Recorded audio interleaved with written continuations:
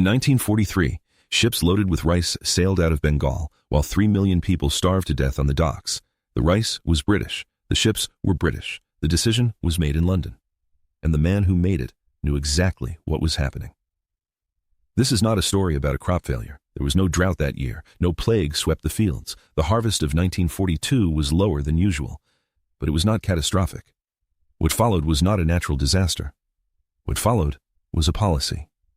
Bengal, Eastern India, 1943. A province of roughly 60 million people, most of them rice farmers, most of them poor, all of them living under British colonial rule that had governed their lives, their land, and their food supply for nearly 200 years. Calcutta was one of the most important cities in the British Empire, a port city, a trade hub, a military nerve center for the war in Asia. The rest of Bengal was villages, paddies, fishing communities along the delta, markets where people had bought and sold rice for generations without interference. In December 1941, Japan entered the war. By early 1942, Japanese forces had swept through Southeast Asia and taken Burma, which meant they were now directly on Bengal's eastern border. The British colonial administration in India panicked, and in panicking, it made a series of decisions that would quietly sentence millions of people to death. The first decision was called the denial policy. British authorities ordered the removal and destruction of boats along the Bengal coast and rivers, tens of thousands of them, to prevent Japanese forces from using them in a potential invasion. Most of these boats belonged to fishermen. Their livelihoods were confiscated or sunk overnight, with no compensation and no alternative provided. The fish trade, which fed a significant portion of Bengal's rural poor, collapsed. The second decision was rice denial. In the districts closest to the Burmese border, British authorities began confiscating or destroying rice stocks to prevent them from falling into Japanese hands. Again, no compensation. Again, no replacement supply. Entire communities watched their food reserves taken by the government that was supposed to protect them. The third decision was the one that sealed it. In the summer and autumn of 1943, as Bengal's food prices began to spike and hunger began to spread, the British colonial government in India continued to export rice out of the province, not in secret, as official policy, as part of the broader wartime supply chain feeding British military operations across the theater. Grain moved outward on boats, while grain prices inside Bengal climbed to levels that the rural poor could not afford. A laborer who earned enough to buy rice for his family in 1942 could not buy enough to keep them alive by mid-1943. The rice existed. He simply could not reach it. By summer of 1943, people were dying in the streets of Calcutta. Bodies appeared in village squares, on riverbanks, at the edges of roads. The dead were overwhelmingly rural, smallholders, sharecroppers, day laborers, weavers, fishermen, people who had no cash reserves, no access to rationed military supplies, no political voice, people the empire had never counted until it needed to count them as a problem. The government of India sent reports to London. Relief workers sent reports to London. Newspapers in India began publishing photographs. The famine was visible, documented, and undeniable to anyone paying attention. In London, Winston Churchill was paying attention. He simply did not act. In the summer of 1943, Australia offered to ship wheat to Bengal. The War Cabinet in London refused it. The official reason given was that shipping space was needed for the war effort. Historians examining the War Cabinet records have since noted that Churchill personally minuted the discussion and that the decision aligned with his established view of India and Indians.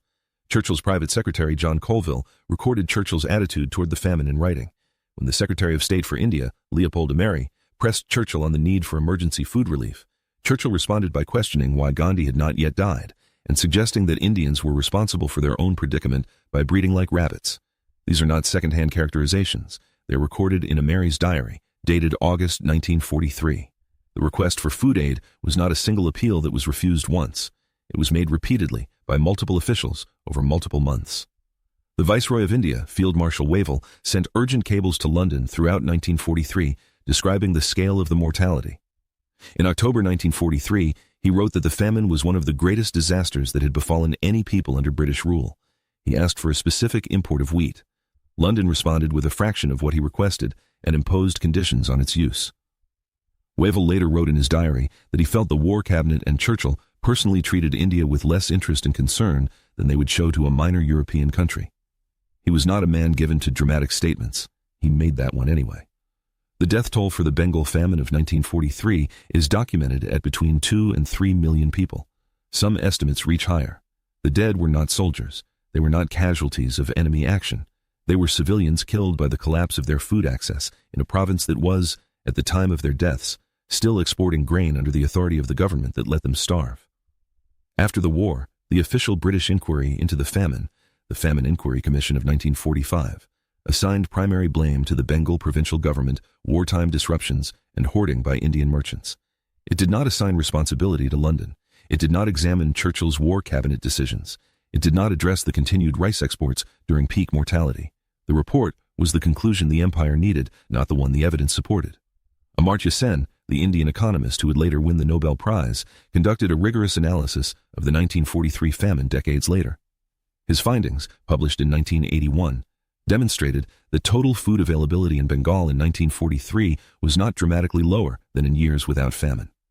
The famine was not caused by a shortage of food in Bengal.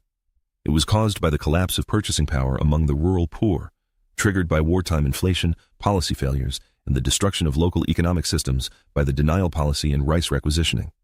The food was there, the people simply could not access it. Sen called it a man-made famine. The evidence he assembled over years of study has not been substantially challenged. The implications of that conclusion are not abstract. If the famine was man-made, if it was produced by policy decisions made by identifiable officials in response to a war being fought thousands of miles from Bengal, then the question of who made those decisions and what they knew is not a historical footnote. It is the story. The story is this. By mid-1943, the deaths in Bengal were visible to British officials at every level of the administrative chain. Reports, photographs, dispatches, and personal appeals reached London repeatedly. The request for emergency food aid was specific, documented, and feasible. Australia had grain available. Canada had grain available. The argument that shipping space made it impossible does not survive scrutiny. Ships were sailing to India throughout 1943 carrying military supplies, and those same ships returned to Britain and elsewhere in ballast, meaning empty. The argument that was actually made, in private, in cabinet minutes, was a different one. The argument was that India's problems were India's problems, that wartime priorities superseded colonial welfare, and that diverting resources to Bengal was not worth the cost. 3 million people paid the cost instead. Churchill's reputation in the decades after the war was built almost entirely on his resistance to Nazi Germany, and that resistance was real, and it mattered enormously. But the same man who rallied the English-speaking world against the starvation politics of the Third Reich simultaneously presided over a famine that killed as many people as some of the war's most devastating single campaigns, and he did so without apology, without acknowledgement, and with documented contempt for the people dying. Wavell, the viceroy who pushed hardest for relief and received the least, was quietly removed from his post in 1947, the year India gained independence. Churchill, by then out of office himself, faced no formal accounting for Bengal.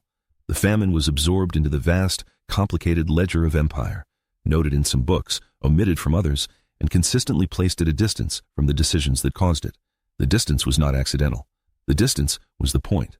In 1943, ships loaded with rice sailed out of Bengal, while 3 million people starved to death on the docks. The food that could have stopped it was offered. The man with the authority to accept it said no. And for decades, the official record said almost nothing about either fact.